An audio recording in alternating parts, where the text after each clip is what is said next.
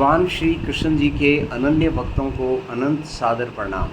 आज दिनांक 18 नहीं 19 जून 2024 है। आओ हम सब मिलकर श्रीमद् भगवद गीता के अध्याय 2 के श्लोक 33 का अध्ययन करें।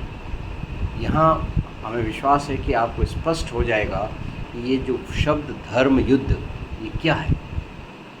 आइए शुरुआत करते हैं हरि भक्ति के जप यज्ञ के साथ।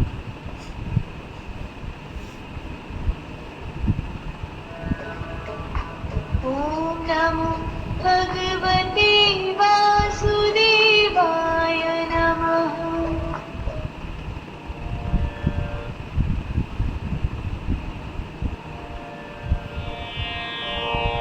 अथ चैत्वमिमं धर्मं संग्रामं न करिष्यसि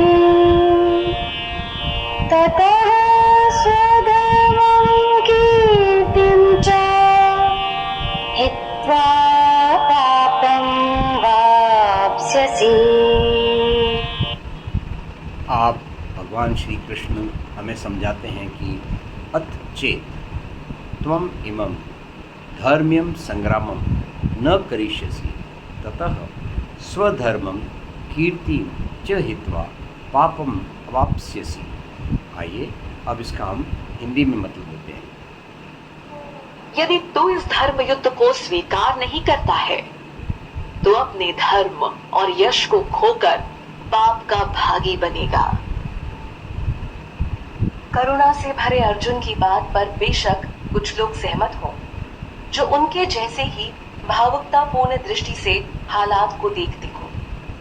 ऐसे लोगों को लगा होगा कि अर्जुन ने सही ही तो कहा, लेकिन अब श्री भगवान अपने तर्क को प्रस्तुत करते हैं, जो एक गुरु के रूप में अर्जुन के संशय का निवारण कर रहे हैं। इसका कारण है कि स्वयं अर्जुन यह मान चुके थे कि वो मोह के कारण अपने कर्तव्य से भटक रहे थे, तो अब उनका मार्गदर्शन किया जाए। शरणागत होने पर श्री कृष्ण ने उनके गुरु का पद संभाला है। गुरु और शिष्य के तर्क को एक पैमाने पर नहीं तौला जा सकता। यहाँ श्री कृष्ण गुरु के तौर पर स्वतंत्र रूप से अर्जुन को ज्ञान दे रहे थे, जो एकदम सटीक है। उसमें किसी भावना की मिलावट नहीं और न ही किसी प्रकार का संशय है। इसलिए तो श्री भगवान ने स्पष्ट तौर पर अर्जुन को कहा कि युद्ध नहीं करने पर तुम निश्चित ही पाप के भागीदारी होगे। इस धर्म युद्ध से पलायन करने का मतलब ही हुआ अपने यश और धर्म को खो देना। श्री कृष्ण द्वारा कही यह बात सत्य ही तो है, क्योंकि युद्ध से भागे हुए सैनिक को देश की जनता देशद्रोही या भगोड़ा जैसे शब्द कहकर अपमानित करती है, जो एक क्षत्रिय को बिल्कुल शोभा नहीं देता। इस कारण अर्जुन को निडर होकर अपना क्षत्रिय धर्म निभाना चाहिए।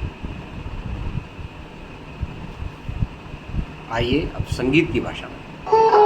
तुम धर्म के अनुकूल रण से जो हटे पीछे कभी, निज धर्म को अब कीर्ति लोगे और लोगे पाप भी।